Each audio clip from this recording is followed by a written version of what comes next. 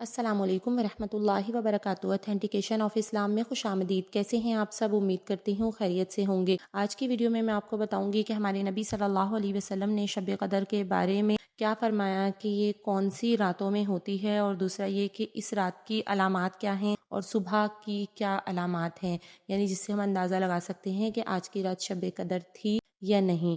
تو چلیے اپنی ویڈیو سٹارٹ کرتے ہیں۔ حدیث کے حوالے سے آپ کے سامنے پورا مضمون پیش کروں گی۔ نحمدہ ونصلی علی رسولہ الکریم، فاعوذ باللہ من الشیطان الرجیم، بسم اللہ الرحمن الرحیم۔ حضرت عبادہ رضی اللہ تعالیٰ عنہ نے نبی کریم صلی اللہ علیہ وسلم سے شب قدر کے بارے میں دریافت کیا تو آپ صلی اللہ علیہ وسلم نے ارشاد فرمایا کہ رمضان کے آخری عشرے کی طاق راتوں میں، یعنی 21، 23، 25، 27 اور 29، یا رمضان کی آخر رات میں جو شخص ایمان کے ساتھ ثواب کی نیت سے اس رات میں عبادت کرے، اس کے پچھلے سب گناہ معاف ہو جاتے ہیں۔ اس رات کی من جملہ اور علامتوں کے یہ ہے کہ وہ رات کھلی ہوئی چمکدار ہوتی ہے، صاف شفاف، نہ زیادہ گرم نہ زیادہ ٹھنڈی، بلکہ معتدل، گویا کہ اس میں انوار کی کثرت کی وجہ سے چاند کھلا ہوا ہے۔ اس رات میں صبح تک آسمان کے ستارے شیاطین کو نہیں مارے جاتے۔ نیز اس کی علامتوں میں سے یہ بھی ہے کہ اس کے بعد کی صبح کو آفتاب بغیر شعاع کے طلوع ہوتا ہے، ایسا بالکل ہموار ٹکیا کی طرح ہوتا ہے جیسا کہ 14ویں رات کا چاند۔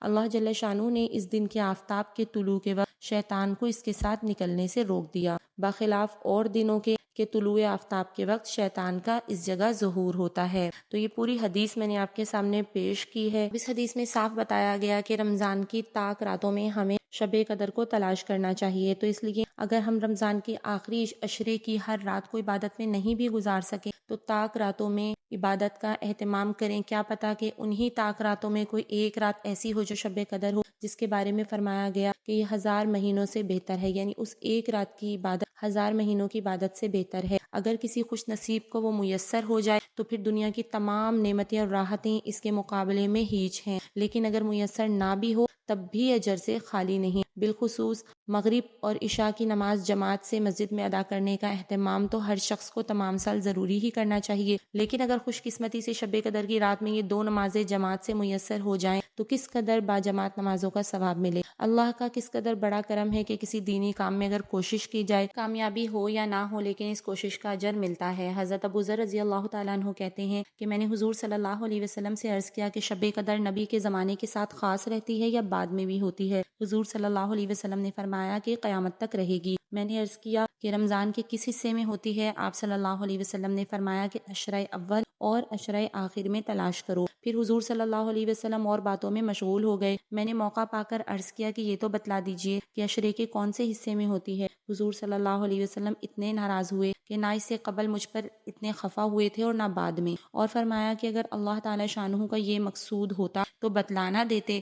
آخر کی 7 راتوں میں تلاش کرو، بس اس کے بعد کچھ اور مت پوچھنا۔ ایک صحابی رضی اللہ تعالیٰ عنہ کو حضور صلی اللہ علیہ وسلم نے 23ویں شب متعین طور پر ارشاد فرمائی۔ ابن عباس رضی اللہ تعالیٰ عنہ کہتے ہیں کہ میں سو رہا تھا، مجھے خواب میں کسی نے کہا کہ اٹھ، آج شب قدر ہے۔ میں جلدی سے اٹھ کر نبی صلی اللہ علیہ وسلم کی خدمت میں گیا تو آپ کی نماز کی نیت بن رہی تھی، اور یہ بات 23ویں شب کی ہے۔ بہت سارے صحابہ کرام رضی اللہ تعالیٰ عنہ اور تابعین کی رائے یہ ہے کہ وہ 27ویں شب میں ہوتی ہے۔ ابی بن کعب رضی اللہ تعالیٰ عنہ کی تحقیق یہی ہے، ورنہ ابن مسعود کی تحقیق یہ ہے کہ جو شخص تمام سال جاگے وہی اس کو معلوم کر سکتا ہے۔ اس کے علاوہ اس حدیث میں جو میں نے شروع میں آپ کے ساتھ بیان کی تو اس میں شب قدر کی رات کی کچھ علامتیں ذکر کی گئیں۔ ایک علامت ان میں سے یہ بھی تھی کہ جب صبح کو سورج نکلتا ہے تو بغیر شعاع کے نکلتا ہے، تو یہ روایت جو ہے وہ اور بہت ساری حدیث میں بھی آئی ہے اور ہمیشہ پائی جاتی ہے۔ اس کے علاوہ اور علامتیں بھی ہیں۔ عبدہ بن ابی لبابہ رضی اللہ تعالیٰ عنہ کہتے ہیں کہ میں نے رمضان المبارک کی 27 شب کو سمندر کا پانی چکھا تو بالکل میٹھا تھا۔ ایوب رحمۃ اللہ علیہ بن خالد کہتے ہیں کہ مجھے نہانے کی ضرورت ہو گئی، میں نے سمندر کے پانی سے غسل کیا تو بالکل میٹھا تھا، اور یہ 23 شب کا قصہ ہے۔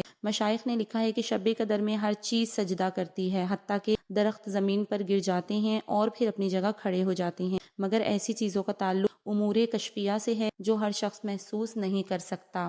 تو حضور صلی اللہ علیہ وسلم نے آخری عشرے کی جو فضیلت بتائی ہے، تو اگر کوشش کریں کہ پورے عشرے کی عبادت کریں، لیکن اگر پوری عشرے کی یعنی 10 راتوں کی ہم عبادت نہیں بھی کر سکتے تو طاق راتوں میں عبادت کا اہتمام لازمی کر لیا جائے۔ تو حضرت عائشہ رضی اللہ تعالیٰ عنہ کو جو حضور صلی اللہ علیہ وسلم نے شب قدر کی دعا بتائی تھی وہ آپ کے ساتھ شیئر کرتی ہوں۔ حضرت عائشہ رضی اللہ تعالیٰ عنہ نے حضور صلی اللہ علیہ وسلم سے پوچھا کہ یا رسول اللہ، اگر مجھے شب قدر کا پتہ چل جائے تو کیا دعا مانگوں؟ حضور صلی اللہ علیہ وسلم نے فرمایا اللہم انک عفو تحب العفو فاعف عنی، جس کا ترجمہ یہ ہے کہ اے اللہ تو بے شک معاف کرنے والا ہے اور معاف کرنے کو پسند کرتا ہے، مجھے بھی معاف فرما دیجیے۔ یہ نہایت جامع دعا ہے۔ حق تعالی شانہ اپنے لطف و کرم سے آخرت کے مطالبے سے معاف فرما دیں تو اس سے بڑھ کر اور کیا چاہیے۔ تو اس لیے کوشش کریں کہ نماز، ذکر، تلاوت، تسبیحات اور دعاؤں کا اہتمام کریں۔ پوری امت مسلمہ کے لیے دعائیں کریں، خاص کر فلسطین کے لیے کہ اللہ تعالیٰ مسلمانوں کے حال پر رحم فرما اور دشمنوں کو نیست و نابود کر دیں۔ آمین ثم آمین۔ اللہ تعالیٰ ہم سب کو کہنے سننے سے زیادہ عمل کی توفیق عطا فرمائے، اور اللہ پاک ہم سب کی ان ٹوٹی پھوٹی عبادتوں کو